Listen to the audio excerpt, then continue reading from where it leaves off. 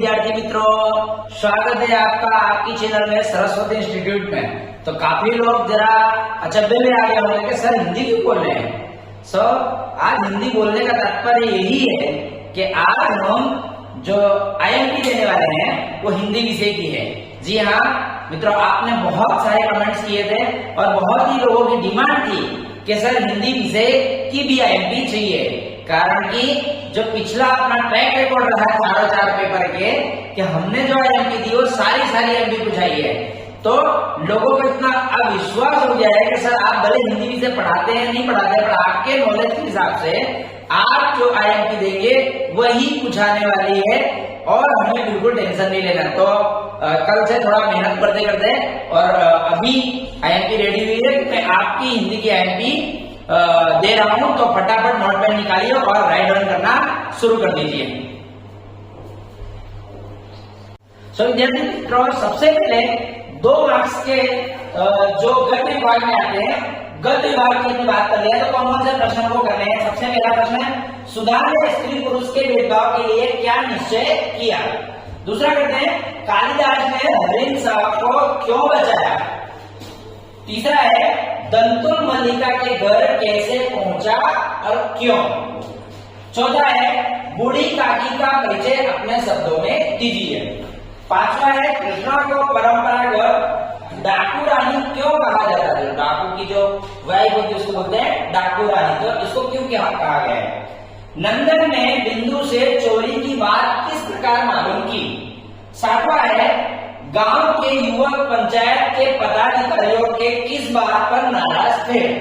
और 8वां है, बिस्मिल की मां से शिक्षा प्राप्त करने के लिए क्या क्या प्रयत्न किए। तो फ्रेंड्स ये सारे एमटी है, इसमें से कोई ऑप्शन ना निकाले क्योंकि 2 मार्क्स के तो सारे कर लीजिए। आगे बढ़ते हैं।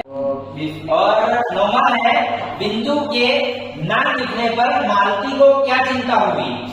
10वां है, बूढ़ी काकी कब रोती थी। 11वां है, बुद्धिराम ने बूढ़ी काकी की संपत्ति कैसे हथिया ली।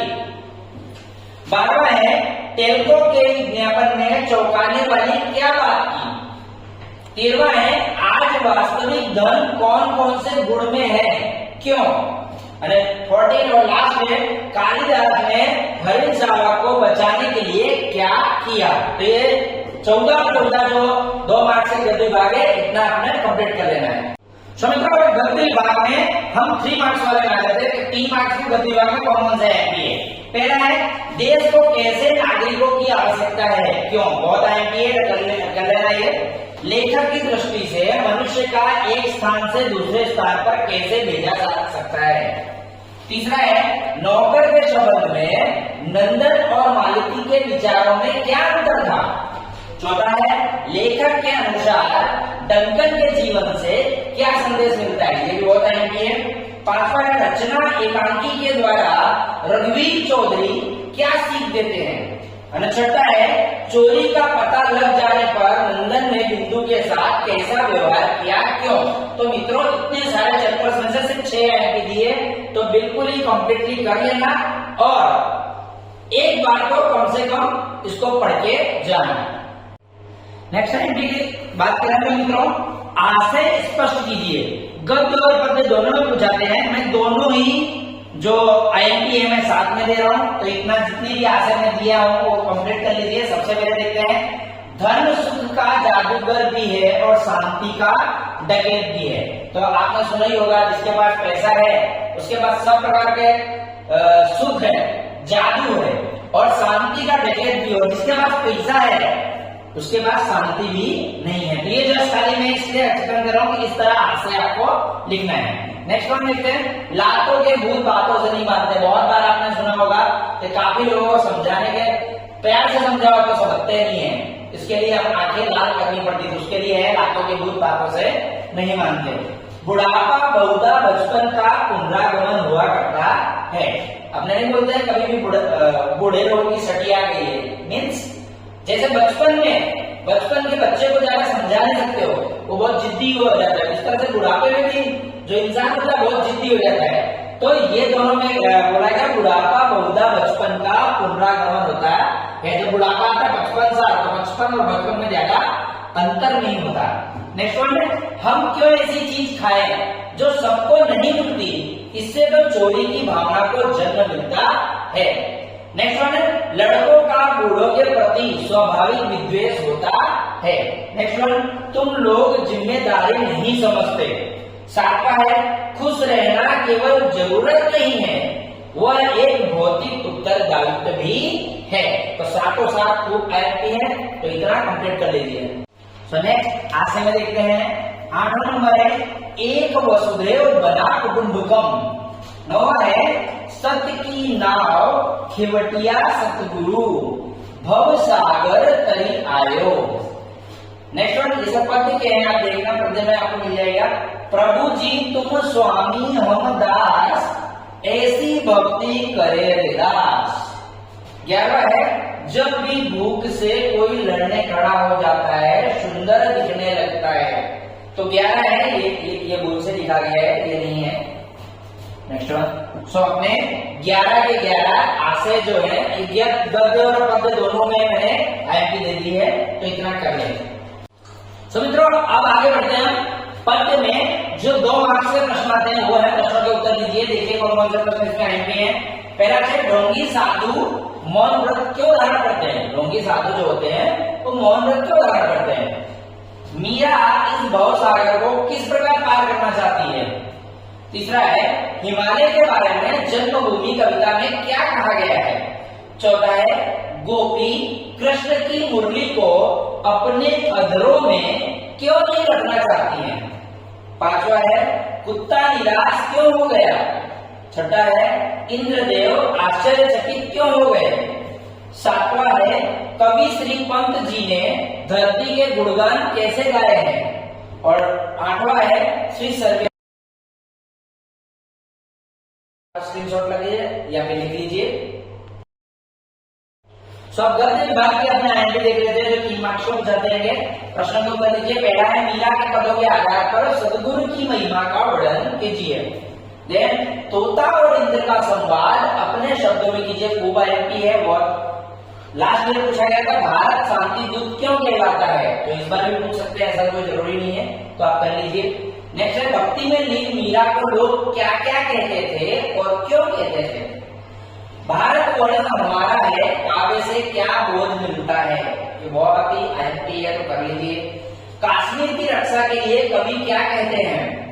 कुत्ते की सीख काव्य से क्या बोध मिलता है। तो ये सारे खूब आईएमपी प्रश्न है। और मतलब एक मैं आपको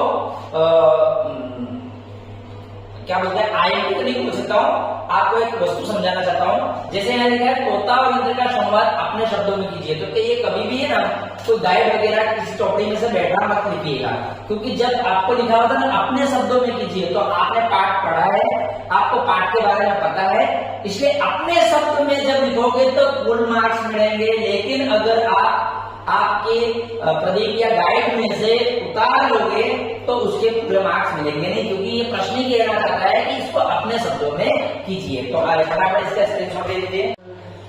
सब फ्रेंड्स आगे है, टिप्पणी लिखिए जो 3 मार्क्स से पूछाते हैं। और ये जो मैं 6 दे रहा हूँ, यही 6 कर लीजिए तो भी आपके लिए इनफ है, इसमें से ही पूछाएगा। तो कौन कौन सी आईएमपी टिप्पणी है तो देख लेते हैं। कि सबसे पहला है कंप्यूटर, तो इसके बारे में समझिए, इसमें से प्रश्नोत्तर आते हैं, वो देख लीजिएगा। एसटीडी आईएसटी पीसीओ, देन है आकाशवाणी, उसके बाद है समाचार पत्र, फिर है ईमेल और लास्ट है डीटीपी। कभी कभी तो इस तरह से भी पूछाता है, समाचार पत्र अथवा कंप्यूटर या कंप्यूटर, इस तरह से भी। मतलब ये जो 8 जो टिप्पणी है ये अगर कंप्लीट से कर लोगे तो आपके लिए इनफ है। तो फटाफट इसको भी लिख लीजिए या स्क्रीनशॉट ले लीजिए। फटाफट पत्र लेखन में आ जाते हैं। पत्र लेखन में 5 मार्क्स आपको कंप्लीट करने हैं, तो ये 5 पत्र, बहुत ज्यादा कुछ करने की जरूरत नहीं है, 5 पत्रों को बराबर से कंप्लीट कर लीजिए। पत्र लिखते आपको आता ही है, मैं खाली टॉपिक दे देता हूँ, कौन कौन से टॉपिक आपको करना है। पहला है अनुशासन का महत्व दर्शाता हुआ जो पत्र है वो लिखिए। आपको इंग्लिश में आपने पत्र लिखे हैं, ईमेल टाइप का लिखा है, तो आपको पत्र की पूरी ही रचना गुजराती में भी आपने किया था, तो उसी तरह से हिंदी में भी करना है, लेकिन मैं आपको खाली आईएमपी टॉपिक्स दे रहा हूँ। पहला है अनुशासन का महत्व, दूसरा है हिंदी भाषा बोलने का अनुरोध, या फिर इस तरह से पूछा सकता है कि हिंदी भाषा का महत्व, दोनों में से किसी तरह से पूछ सकता है। नेक्स्ट वन है रक्तदान का महत्व समझाता पत्र, बहुत आईएमपी है, इंपोर्टेंट इससे कर लीजिए। वृक्षों का महत्व या वृक्षारोपण करके भी पूछा सकता है, ये पर भी बहुत इंपॉर्टेंट है। नेक्स्ट है शुभकामना देता हुआ पत्र, तो जैसे आपका जो मित्र है वो अच्छे नंबर से पास हुआ, उसको शुभकामना देता है, वो पत्र आपको लिखना है, तो इस प्रकार के पत्र भी बहुत सारे पूछाते हैं। तो फटाफट 500 प्रकार के पत्र की एक बार प्रैक्टिस कर लीजिए और ज्यादा से ज्यादा जो क्या बोलते हैं जो पत्र है वो लिखने की तैयारी करिए। मित्रों, आप सबका सबसे फेवरेट जो टॉपिक होता है वो हमेशा निबंध होता है, इसके बारे में हमेशा बोलते हैं कि सर इसकी आईएमपी दीजिए, तो मिल गई आप आईएमपी, काम शुरू कर दीजिए और कल के जो पेपर में है बिल्कुल रॉक बनना चाहिए, मतलब जबरदस्त पेपर जाना चाहिए आपका। तो पहला जो मोस्ट आईएमपी निबंध है वो है भ्रष्टाचार एक विकट समस्या, बहुत इंपॉर्टेंट है।